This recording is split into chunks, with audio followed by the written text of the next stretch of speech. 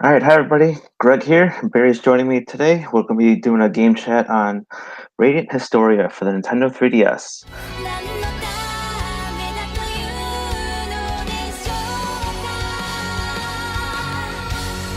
Sent a copy from Atlas, and Barry obviously picked up his own copy of the game. Um, First off, right off the bat, did you play the original DS version at all, or did you just jump into this one after hearing about it? Radiant Historia is one of those games that I didn't hear about it when it first came out. And I heard about it a little bit later. I think it was 2012, because it came out in 2011, I believe. I think it was 2012. Buddy of mine who worked at GameStop, big RPG fan, asked me if I played it. I said no. He's like, well, I'm going to try to track you down a copy. And he wound up getting me a copy complete with the outer box and everything used, but he got me no stickers on it. And he made sure to get it into his store. So I bought it from him. And I had full intention to play it due to his recommendation. And I never played it. And it's not because I didn't want to, it's just because there was too many other games and it just got lost in the mix. So no, I did not actually get to play the DS version. I have looked at comparison videos between the two. And I'm glad I waited. I was looking at the quality of life stuff, and I'm really glad I waited. Yeah.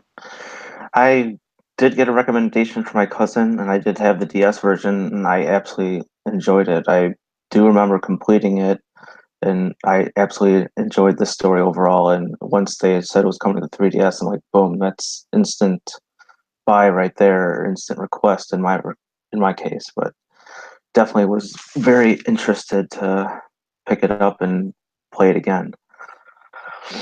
That being said, did you like some of did you like the story and everything, like how they arc the story and how you jump back and forth and can practically teleport to a lot Well, you should around? probably preface that with for Yeah, people who don't understand how this works. yeah, Radiant Historia is an RPG.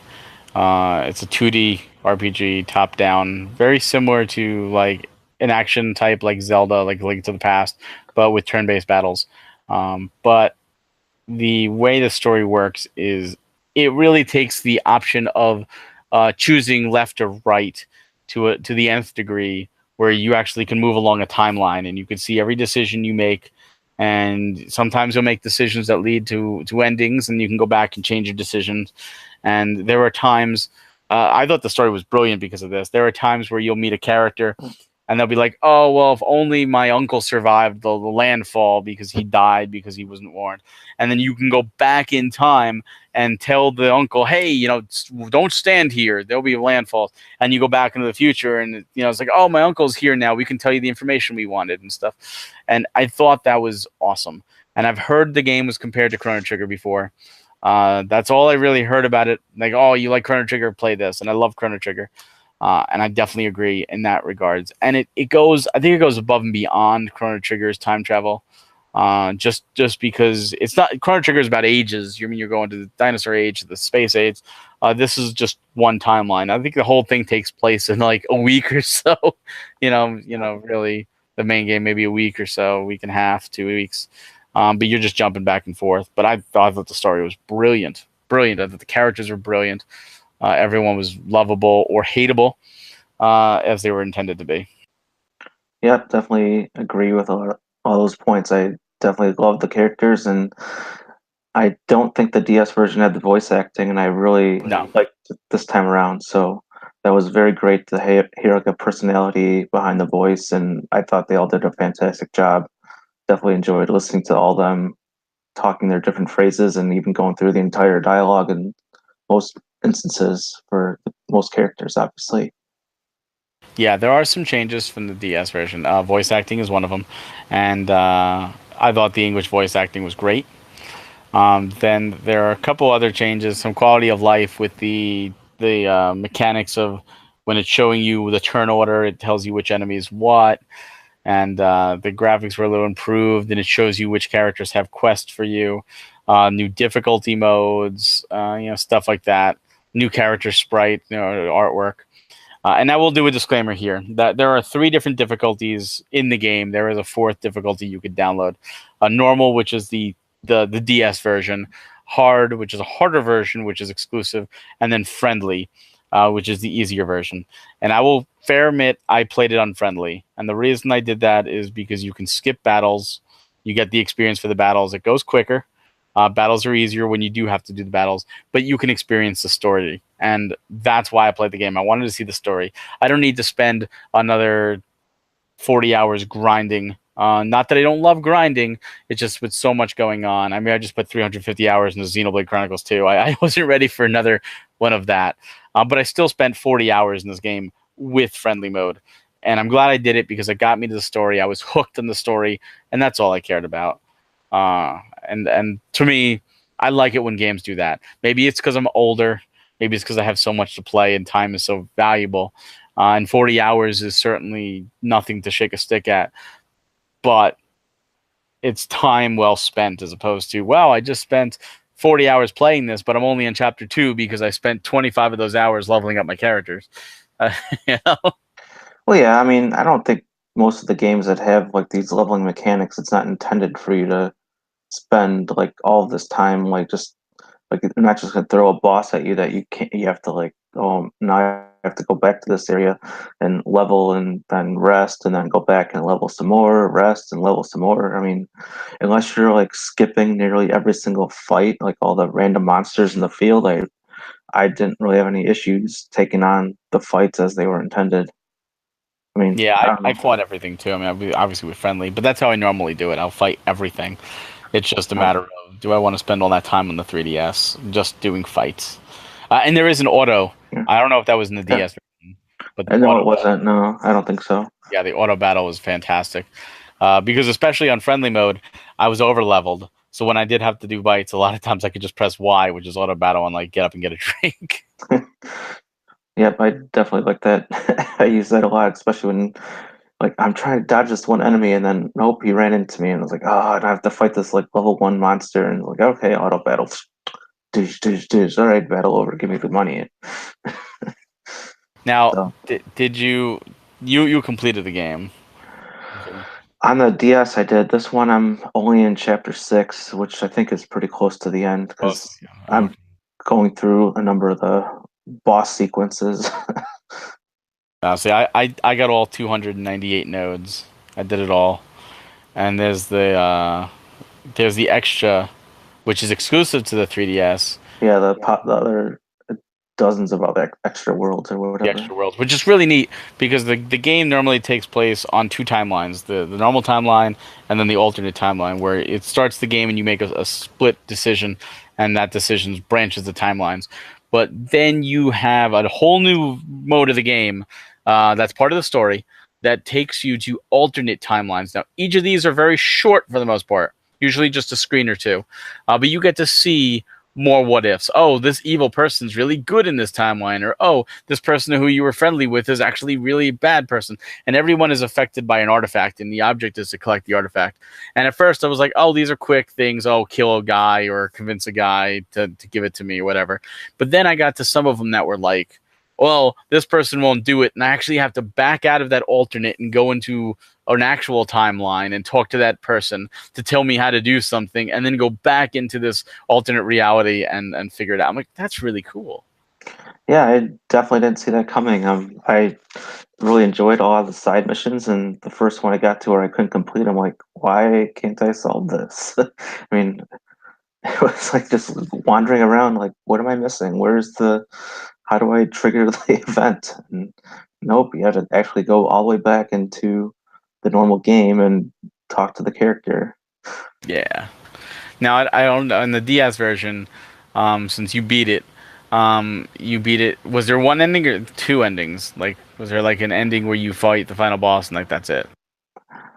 I believe there were the two endings to it, but I'm not 100% on that. Because there is a second ending in this, and it's tied to the 3DS exclusive with the ship and the alternate worlds.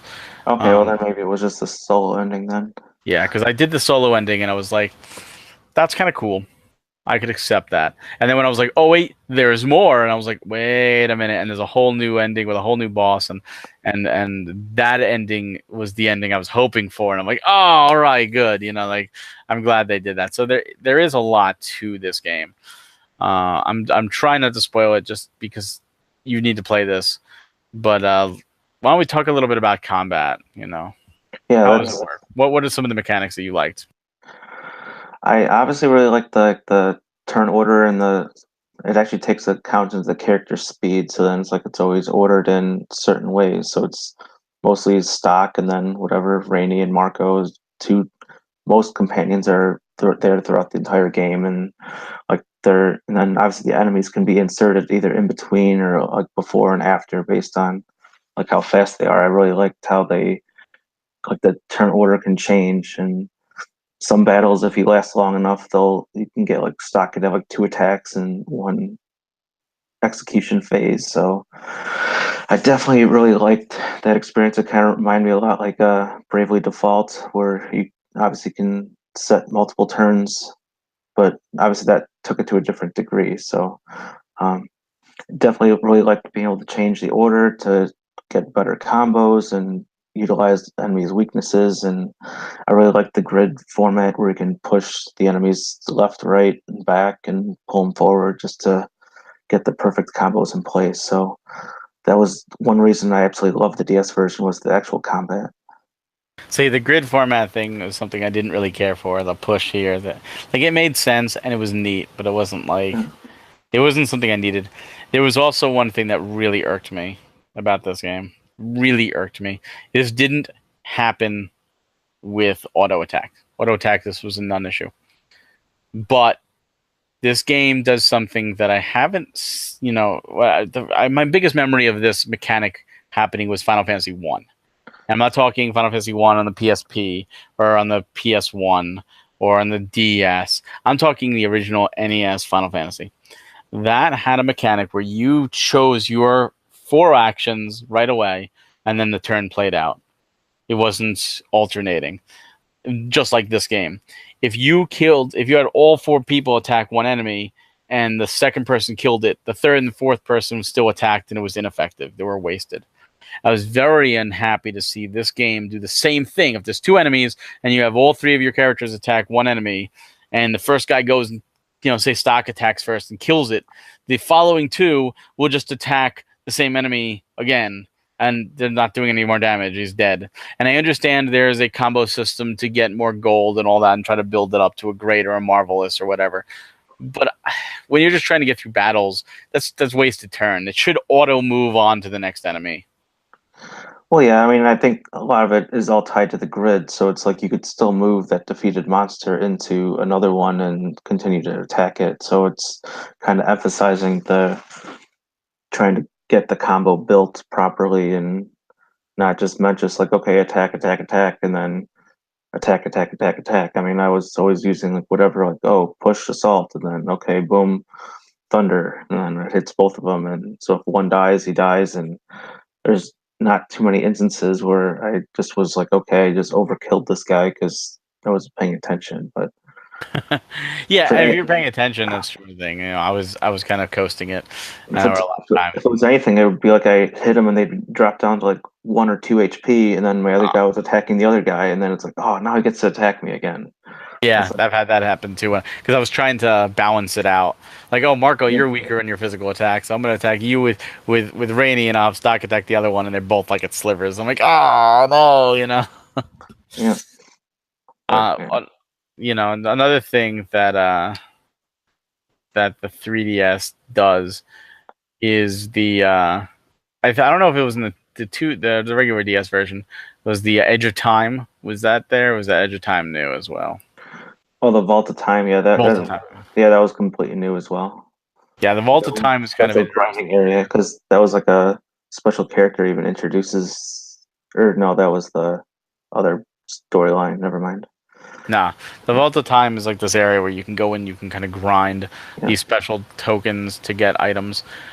It was a neat idea. I liked it. I think you got items too infrequently, like new items too infrequently, and it was very small. And it also leads to my biggest gripe with this game, and that's DLC.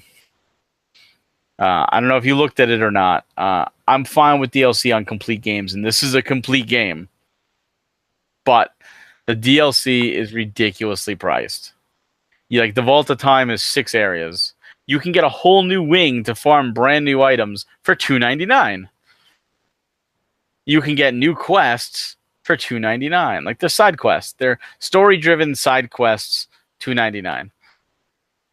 If you want the original artwork, say you like the DS artwork better than the 3DS, you can replace it for $2.99.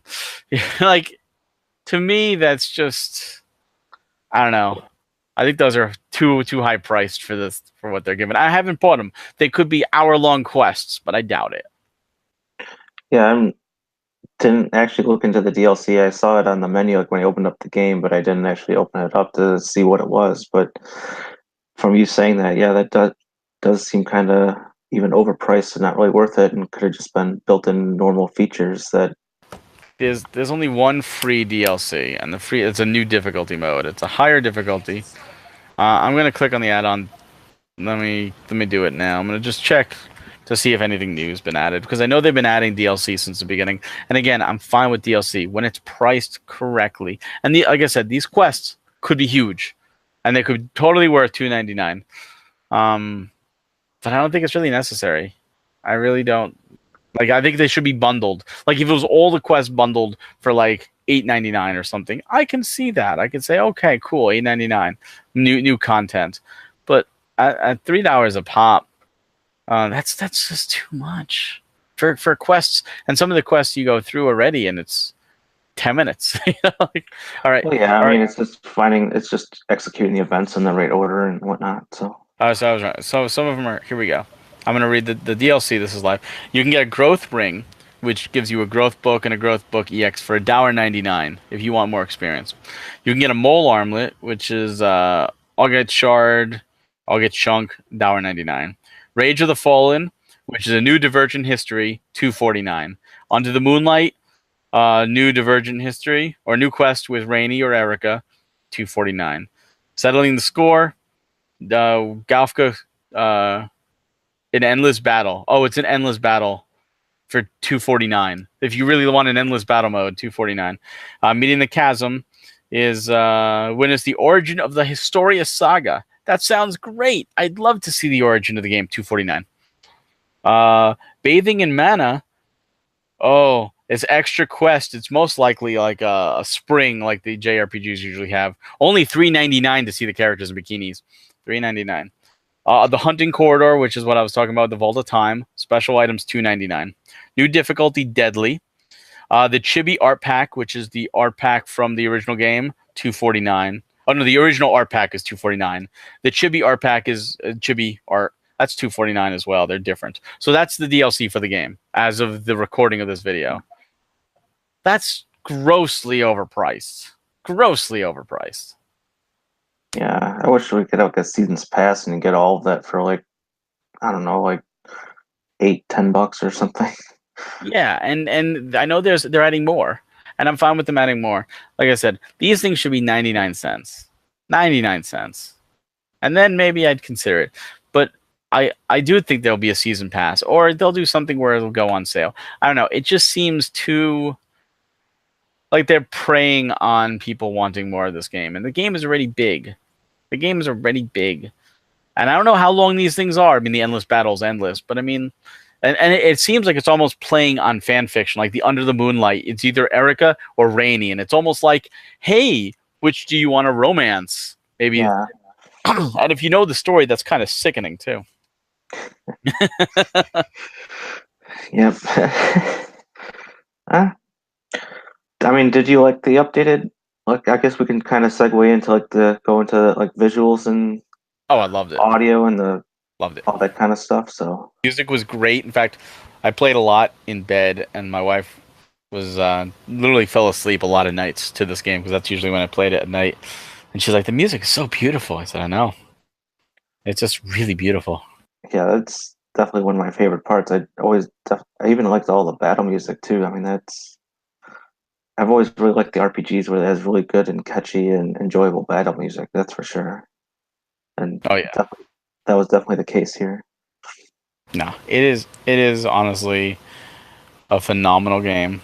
And Atlas, if you're watching this, I only beef I have really real beef is the DLC price. Um, you know, I give us a definitive edition with it all on cart, and I'll buy it again. But other than that, it's too overpriced. I mean, do you think the overall game is worth its price then? Oh God, yeah, yeah, it's not even a question. Like I said, I did it friendly, and I did 40 hours. 40 hours for $32 with Amazon discount. I mean, that's less than $1 an hour of entertainment. You're not going to get that anywhere else, that return. And that's on friendly. If I wanted to do it on normal, it probably would have been a 60-hour experience for me. So that would have been even more. But I'm happy with what I did. I like it when games do that. Like Bravely Default allows you to turn off the battles so you can just run through areas especially if you're over leveled. I love that. I love having that freedom. I mean, technically, you'd use the one of the special abilities you get, and you can easily dodge a lot of the enemies too in like the normal mode and probably the hard mode as well. But then you run to the problem where the bosses that will be a little bit Oh yeah. overpowered for you then. Yeah, and then the final boss was challenging. Uh, the only other thing I would like is some kind of indicator because I think out of all of it, I was missing like one quest. I'm like, where is that quest? And there was no indication. And I had to look up a quest list. And I was like, oh, well, this one area I didn't backtrack. I started in one area and I was supposed to go up, and I didn't backtrack down and go back to a previous town in this one timeline. And there is the person. I'm like, oh, well, there's no indication of that. And I was racking my brain. I was like, oh, there's so many timelines. I just want to know where that quest is located, because you don't see it on the map if you don't have it unlocked. So I was like, so I would have liked a little bit of help with that, but I managed. Yeah, I mean, I didn't find any of the quests that I at least done were terribly difficult. I Oh mean, no. Oh, the quests are easy. I yeah, was talking about finding it. yeah. Well, yeah, I mean, that just encourages exploration, so you have to make sure to try and stop and explore each map to its fullest and go to each and every corner, find those hidden treasure chests and everything like that. One, yeah, definitely the hidden treasure chest. One thing I would like to see is more options where there's three outcomes. I'll, every time there's a choice, there's two outcomes, but there are very few, and I can only think of one honestly that has a third outcome, and that is an alternate history. It's not really a spoiler, but it's an alternate history where you have to the machines, they go rampage, and you go to what Fennel, and you go to him, who's the mechanic and the designer of all the machines, and he's fritzing out, and you have two options. You could either try to find his code, hit a button or whatever to turn him back on, like reset him, or much to Rainey's choice, hit the guy. So if you hit him, he kind of goes into terminate mode, and all the machines go ape shit crazy and kill everybody. Game over. If you go to hit a code, you hit the button, you need a code, and you have to go back and talk to him and find out his code. And you get his code, and you come back and you hit the code. He comes back to normal. The machines stop the rampage. Good option. That's the one you want. But I noticed there was a third line on the timeline. I was like, what the heck? So I went back, and if you hit the three other options, because when you have to enter the code, there's like four options, and you hit the three other options, he goes into a self-destruct mode, and he literally blows up and kills everybody. And it's a third option. I was like, that's so cool. Like, I want to see more third options here, because when there's A and B, well, if I pick A and it's good, I just reload and pick B to watch it die. And if it pick, A and you die, then it's okay. Well, I'm going to reload and pick B because that's the one I need to do it. I want to see more third options. I know it would make things more complicated in the tree, but I still wanted to see more third. Yeah, that would have been a little bit nice, and obviously, that would lead to probably more like two failures or just another branch or something. I'd So like to yeah, see like the branches kind of yeah, intertwine or something somehow, and I understand it's a very ambitious game. Like I said, there's 298 possible outcomes total, like in terms of every yeah, all the square, events, yeah, all the events. That's a lot. So if they make a sequel, if this does well and they make Radiant Historia 2, I'd like to see it go more complex. yeah. I would definitely agree with that. Have that branch thing start off with like whatever going four different ways, and then 4 timelines, and then you can kind of have some timelines kind of merge or some sort of thing like that. Yeah, totally. Like then there's, and that's the cool thing. You can make things merge. You can play around. But I'd like to see more. With the three Chronicles. I'd like to see. I'd like to see really where they can go with it because the possibilities are endless. With the alternate timelines, there's infinite, and Yep, especially with the way I would like to see it be a sequel too. I would like to see it be a sequel because they leave it open. They can totally be a sequel. yep, I would also definitely really enjoy a sequel as well. So, And you know what? Smash was just announced today. Stocked for Smash with alternate costumes. Like Heist could be in a costume and the black and white. Like just change it up. Instead of counter, he uses the Historia to time warp and stuff. yep, I I would definitely back your push on that. So, open up a Smash poll vote. I'll vote in stock for sure. I still got Stock to for go that. Bomberman. Should have been there before. All right. Any other final thoughts on the game? I mean, it's awesome. It's just, it's unfortunately come out in 2018. It's a great 3DS title, even if it is a port or a remade port. I think this title would have shown if it came out 2016. I think it would have been more notoriety. I think it kind of gets lost in the shuffle at this point. The people who know about it already have it. The people who don't know about it, hopefully they see this and they want to buy it. But it's I think it's unfortunate the timing. Yep, that's probably the biggest factor against it. Hopefully, everyone will be convinced to go out and get it because it's definitely worth getting, definitely worth playing. Very fun game. And if you get it now, you get the launch edition. So you get an art book, and the art is beautiful in this game. In fact, there's an art viewer in the game as well. But yeah, definitely. I couldn't recommend this high enough. I definitely share that with you. So, all right. Well, that'll conclude today's game chat on Radiant and Historia for the Nintendo 3DS. Be sure to check out our YouTube channel where we post podcasts and all sorts of other industry talk and gameplay videos, all sorts of stuff. And be sure to check out NintendoFuse.com for your latest details on all things Nintendo. This is Greg signing out. Barry, thanks for joining me. Thank you. Have a good night, guys.